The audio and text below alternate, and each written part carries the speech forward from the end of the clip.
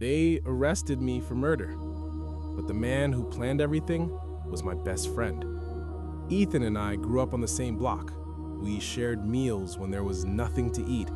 We shared dreams when there was nothing to hope for. We promised each other that one day we would escape our circumstances together. That week, I had nothing left. I was behind on rent, my phone had been shut off, I was drowning in bills I couldn't pay. That was when Ethan came to me with an offer. He said it was simple. He said nobody would get hurt. He said it was an easy way to make $300 in one night. I didn't like the way he said it. His voice was calm, but his eyes were cold. I asked him what he meant. He said we only had to scare an elderly man and take his bag. No weapons, no violence, just fear. I told him I wasn't a criminal. He laughed and reminded me how desperate I was. He asked me if desperation was better than fear. That night, we followed an elderly man walking home from evening prayers.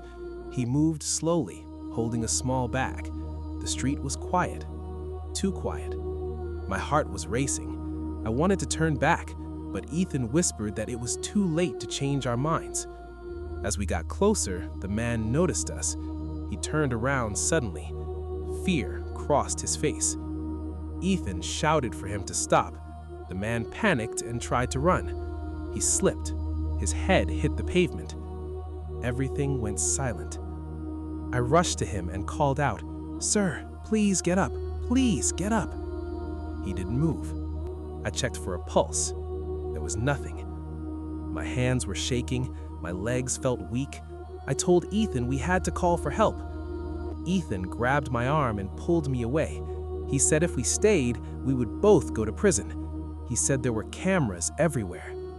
Before I could think, we were already running. The next morning, the news was everywhere. An elderly man had collapsed and died on his way home. Witnesses reported seeing two young men nearby. My phone rang that afternoon, an unknown number. It was the police. They asked me to come in for questioning. I told myself I would tell the truth. I believed the truth would protect me. Inside the station, they sat me under bright lights. They asked where I had been the night before. They asked who I was with. I said Ethan's name. The officer looked at me and said something that made my stomach drop. "Your friend already told us everything."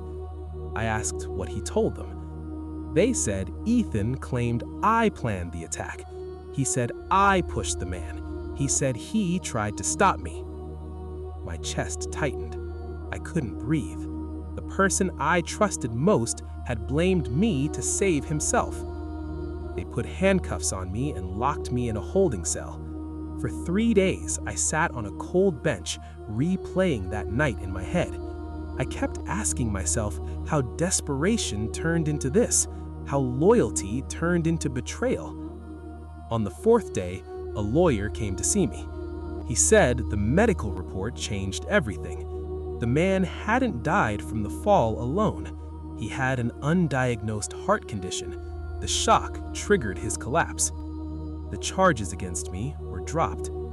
The handcuffs came off. Then I saw Ethan being led into the station. This time, his hands were cuffed. He looked at me with fear in his eyes, the same fear he used to push me into something I never wanted. I didn't feel relieved. I didn't feel angry. I felt empty. That day, I learned something I'll never forget. Desperation doesn't just take your money. Sometimes it takes your morals. Sometimes it takes your humanity. If you're watching this and you're struggling right now, please remember this story. No amount of cash is worth your freedom. No friend who pushes you into crime is your friend. And what Ethan did after his arrest changed my life forever. That's a story for another day.